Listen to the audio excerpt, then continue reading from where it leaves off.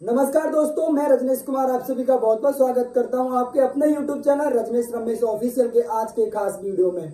भाइयों, आज का जो हमारा वीडियो है वो होने वाला है कि 2024 लोकसभा चुनाव के परिणाम घोषित हो चुके हैं और परिणाम में भारतीय जनता पार्टी देश की सबसे बड़ी पार्टी बनी है। वहीं एनडीए गठबंधन बहुमत के आंकड़े को पार कर बहुमत प्राप्त कर चुका है। लेकिन इस बार की सबसे बड़ी खबर जो है वो ये है कि लोकसभा चुनाव में एनडीए की सबसे बड़ी पार्टी बीजेपी पार्टी को महज 240 सीटें मिली हैं। यानी जो जादुई आंकड़ा है 273 का, उससे भारतीय जनता पार्टी 33 सीटें पीछे रह गई। और इसी अवसरवाद पॉलिटिक्स का फायदा उठाते हुए सुबह से ही मीडिया में ये खबरें चल रही हैं कि एनडीए के सहयोगी दलों में दो महत्वपूर्ण पार्टी, आंध्र प्रदेश की तेलुगु देशम पार्टी चंद्रबाबू नायडू जी की और ये जेडीयू जनता दल नीतीश कुमार, ये दोनों ही नेता इस राजनीति का, इस जो एक सिचुएशन क्रिएट हुई है उसका फायदा उठाने के लिए, अपने राजनीतिक बढ़ावा देने के लिए उसमें ये कयास लगाए जा रहे हैं कि ये दोनों ही नेता एनडीए से झटक सकते हैं यदि इनकी मांगे पूरी नहीं की गई तो। और एक जो मजेदार खबर है कि सुबह नीतीश कुमार और तेजस्वी एक ही प्लेन से दिल्ली पहुंचे हैं, जहां नीतीश कुमार एनडीए गठबंधन की बैठक में हिस्सा ले रहे हैं और वहीं तेजस्वी इंडिया गठबंधन की बैठक में हिस्सा लेंगे।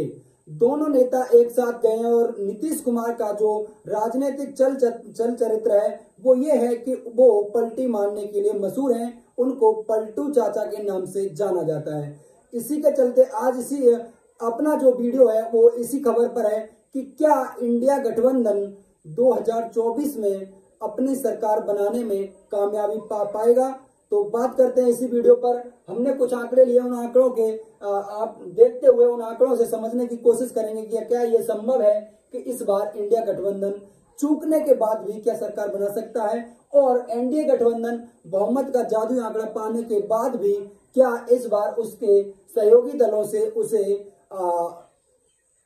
जो है कि हानि मिलेगी और हो सकता है कि एनडीए इस बार सरकार बनाने से चूक जाए। तो इसी पर हम बात करेंगे। तो हम पाते हैं कि 2024 के जो आंकड़े आए हैं उनमें हमने पाया कि बीजेपी पार्टी देश की सबसे बड़ी पार्टी बनी है 240 लोकसभा सीट जीतने के साथ साथ। वहीं इंडिया गठबंधन की कांग्रेस पार्टी देश की दूसरी बड़ी पार्टी बनी है 99 सीटों के साथ। वहीं बात करें, अब पहले एनडीए गठबंधन की सीटों की बात करते हैं, फिर इंडिया की और फिर अदर की बात करेंगे और फिर देखेंगे कि क्या है आंकड़े, किसके पक्ष में हो सकता है 2024 का ताज, दिल्ली की कुर्सी किसके नसीब हो सकती है। तो हम पाते हैं कि भारतीय जनता पार्टी जो 2019 में 303 सीटों पर स्वयं जीती थी और लगभग उसके सहयोगी दल 50 सीटों पर जीते थे और 353 सीटों पर एनडीए गठबंधन जीता था। वो बहुत ही आसानी से पीएम मोदी दूसरी बार शपथ ले लिए थे। लेकिन इस बार वो जो सिचुएशन है वो बहुत ही अलग है और उसका कारण है ये नंबर 240।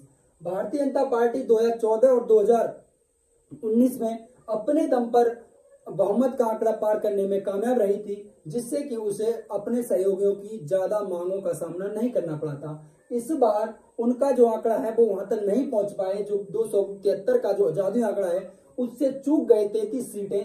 इसी के चलते ये हुआ कि आंध्र प्रदेश की पार्टी तेलुगु देशम पार्टी को 16 सीटें प्राप्त हुई हैं। वहीं जनता दल यूनाइटेड नीतीश कुमार जी की पार्टी को 12 सीटें प्राप्त हुई हैं। शिवसेना शिंदे 7 सीटें, एलजेपी रामविलास पासवान 5 सीटें, जनता दल सेक्युलर 2 सीटें, आरएलडी 2 सीटें, जनसेना पवन कल्याण वाली 2 सीटें और अदर और जो पार्टियां हैं उनको 5 सीटें मिली हैं।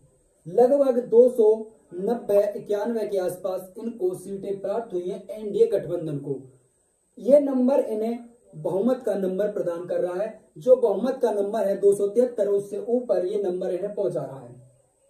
लेकिन अब मजेदारी वाली बात जो है, जो यहाँ पर आनंद वाली बात है वो ये है कि क्या ये दोनों लोग एनडीए गठबंधन भारतीय जनता पार्टी इन दोनों दलों की जो शर्तें हैं क्या वो शर्तें पूरी कर पाएगी।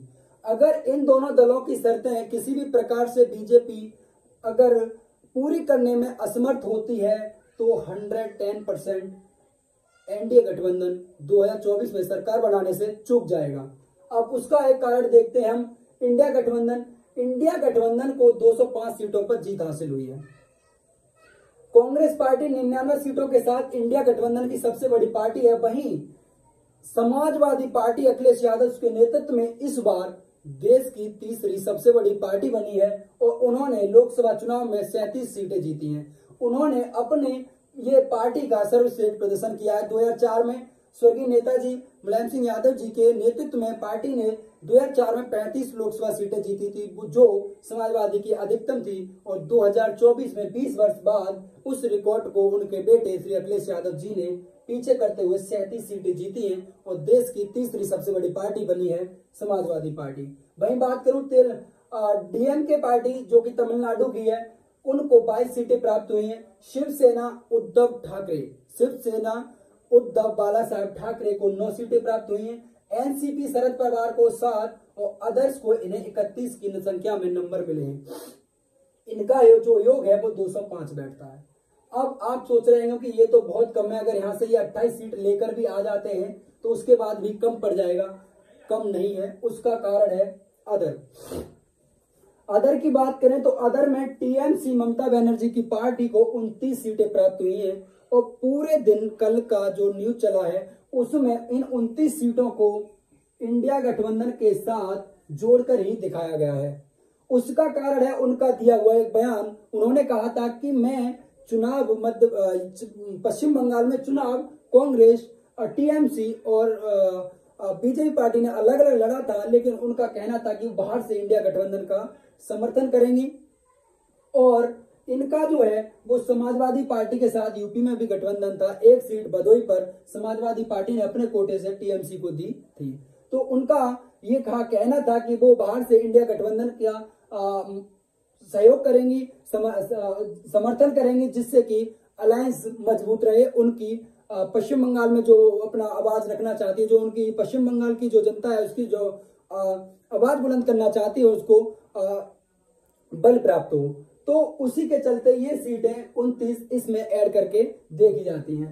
अब जब ये नंबर इसके साथ जुड़ता है तो हम पाते हैं कि 234 के आसपास 234 नंबर हो जाता है। अब 234 के बाद ये 28 का गेम चल रहा है कि यदि ये 28 वाला अगर गेम इधर हो जाता है तो हम पाएंगे कि 272 के आसपास इंडिया गठबंधन पहुंच जाएगा और फिर हो सकता है कि ये 4 या इनमें से अदर जो छोटी छोटी कई पार्टियों की एक सीटें आई हैं या जो निर्दलीय 7 प्रत्याशी जीते हैं उनमें से कुछ प्रत्याशी इनके साथ जुड़ जाएं और ये अपनी सरकार बनाने में कामयाब हो जाएं इंडिया गठबंधन।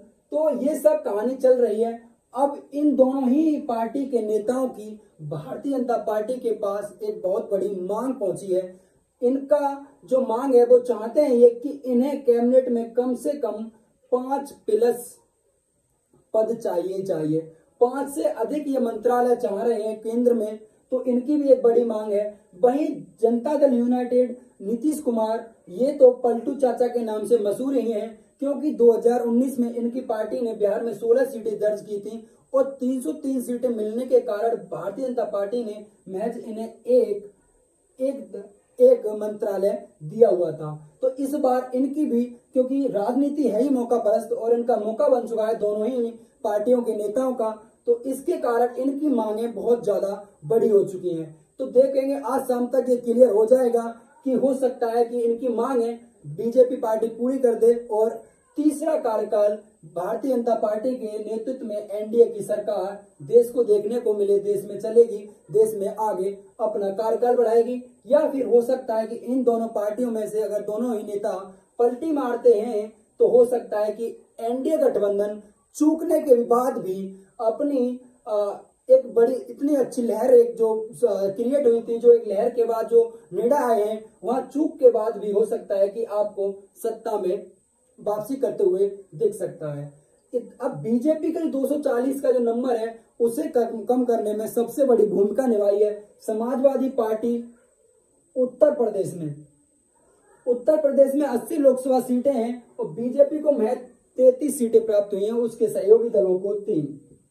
36 सीटें एनडीए गठबंधन को प्राप्त हुई हैं, वहीं 37 सीटें समाजवादी पार्टी को और 6 कांग्रेस पार्टी को उत्तर प्रदेश में प्राप्त हुई हैं और 43 सीटें इंडिया गठबंधन को, वहीं 36 सीटें एनडीए गठबंधन को और 1 सीट अदर जो नगीना से आजाद समाज पार्टी के संस्थापक चंद्रशेखर आजाद जीते हैं। तो समाजवादी पार्टी ने जो एक रथ था, जो ये 400 का नारा था, उसको अखिलेश यादव ने उत्तर प्रदेश से ही बीजेपी के उस 400 के नारे की हवा निकाल दी पूरी तरह से। और अब हालात ये हैं कि उनके सहयोगी ही उनको आंखें दिखा रहे हैं। तो ये खबर जो ये परिणाम के बाद जो आंकड़े आए थे, उन पर हमने आपको ये खबर देने की, एक जानकारी देने की कोशिश की है। अभी दोनों ही गठबंधन, हो सकता है कि एनडीए गठबंधन की सरकार तीसरी बार देखने को मिले, या फिर हो सकता है कि इन दो पार्टियों के नेताओं के कुछ अलग निर्णय लेने की वजह से आपको सत्ता से चूकने के बाद भी इंडिया अलायंस की सरकार देखने को मिले। तो भाइयों, कैसी लगी हमारे द्वारा जुटाई हुई जानकारी? अगर जानकारी पसंद आए तो वीडियो को लाइक करना, अपने जानने पहचानने वाले भाई बंधुओं में शेयर करना, क्योंकि हर व्यक्ति के दिल में ये जिज्ञासा है कि देश में अब किसकी सरकार बनने वाली है। तो ये कुछ जो आंकड़े और जो जानकारी हमने आप तक पहुंचाई है, तो हम चाहेंगे कि आप ज्यादा से ज्यादा अपने भाई बंधु, जितने भी यार दोस्त मित्र हैं, उनमें व्हाट्सएप फेसबुक के द्वारा वीडियो को ज्यादा से ज्यादा शेयर करें। आपका कोई भी सवाल सुझाव जो हो उसको मुझ तक पहुंचाने के लिए कमेंट बॉक्स का प्रयोग करें। मैं आपके सवाल सुझाव का जवाब देने के लिए अपने को बात समझता हूं। और हमारे साथ जुड़े रहने के लिए बेल आइकन को चैनल को सब्सक्राइब करके बेल आइकन ऑन कर लें, जिससे कि आगे आने वाली वीडियो आप तक सबसे पहले पहुंचे। तो मिलते हैं अगले वीडियो में, तब तक के लिए जय हिंद, जय भारत।